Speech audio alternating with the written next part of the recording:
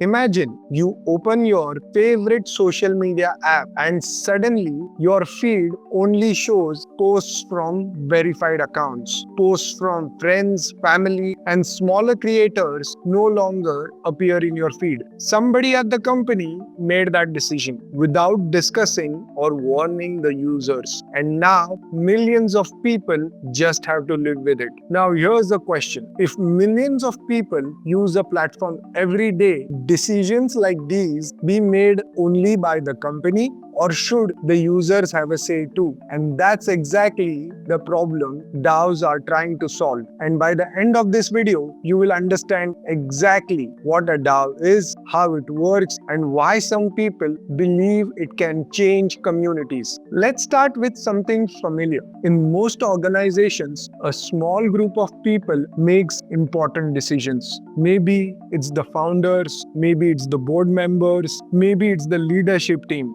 Everyone else follows those decisions. And that's how most organizations have worked for a long time. Now imagine a different approach. Instead of a few people making decisions for everyone, what if the community itself could participate, and what if the people could vote on decisions that affect them? That's the basic idea behind a DAO. DAO stands for Decentralized Autonomous Organization. The name sounds complicated. The idea is much simpler than it sounds. A DAO is a community with a shared goal, a shared treasury, and a shared way of making decisions. That's really the heart of it. Shared goal, shared money, shared decisions. Let's go back to our social platform example. Imagine millions of users using the platform every day. The community treasury has funds available. Now a decision needs to be made. Should the platform build a new feature, or should it spend money rewarding creators? Somebody has to decide. In a traditional company, decisions like these would usually come from the management. In a DAO, the community gets involved. Members discuss the ideas and members vote, and the outcome determines what happens next. Now you might be wondering, how does somebody actually vote? Good question. This is where governance tokens come in. Think of them like voting cards. If you hold the token, you can participate in decisions. A proposal gets submitted, people discuss it, people vote, and the outcome gets recorded. Simple. Quick question. Imagine Instagram is about to launch a major new feature. Would you like users to have a vote on it, or should that decision be made entirely by the company? Keep that thought in mind, because that's one of the biggest reasons DAOs became popular. They allow communities to participate directly in decisions. But voting creates another challenge. What happens after a proposal gets approved? Let's say the community votes to launch a new creator rewards program. Traditionally, someone would approve the paperwork, someone would move the money, someone would coordinate the process. A DAO works differently. This is where smart contracts come in. Inside a DAO, smart contracts act like a rule book. The rules are written beforehand. The vote happens and the result is verified. And if the proposal passes, the smart contract can automatically execute the approved action. The community decides and the code makes it happen. That's what makes a DAO autonomous. Now imagine people from India, Brazil, Germany, Japan, and dozens of other countries participating in the same organization. They don't work in the same office. Many of them have never met. Yet, they can still help shape the direction of the community. They can see proposals, they can verify votes, and they can see where the money is spent. For a lot of people, that feels very different. Most of us are used to organizations where important decisions are made behind closed doors. But let's be fair, DAOs aren't perfect. Things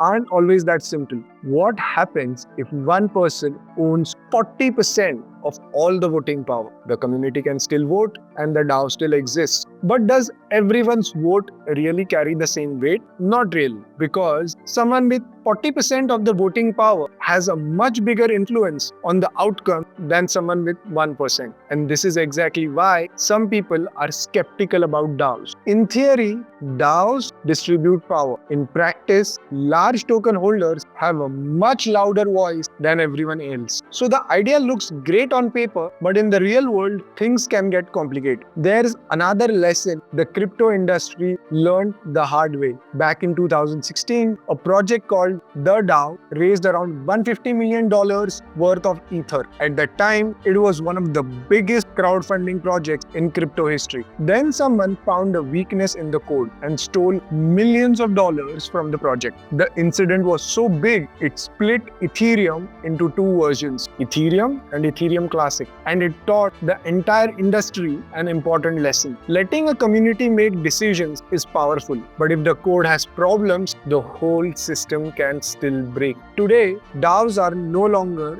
just an experiment. MakerDAO helps govern DAI. Please note, DAI is one of the biggest stablecoins in crypto. Uniswap DAO lets its user vote on important decisions. And if you are not aware, Uniswap is one of the world's largest decentralized exchanges. ENS DAO lets its users vote on important decisions too. ENS is the system behind Ethereum domain names. And these are just a few examples. Each DAO looks different. Each community has different goals, but they are all trying to answer the same question. How can thousands of people around the world come together, make decisions, and build something meaningful? So let's bring everything together. A DAO is a community with a shared goal, a shared treasury, and a shared decision-making process. Sounds simple, but how does it work? Instead of relying on a CEO, members vote. Instead of relying on paperwork, smart contracts make it happen.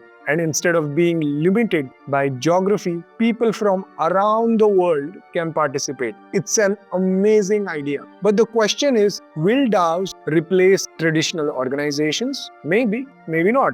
DAOs raise an important question. If something is used by a community, should that community have a say in how it gets built? If you could create a DAO tomorrow, what would it be for? A social platform, a creator community, an open source project, or something completely different? Let me know in the comments. Thanks for watching, and I will see you in the next one.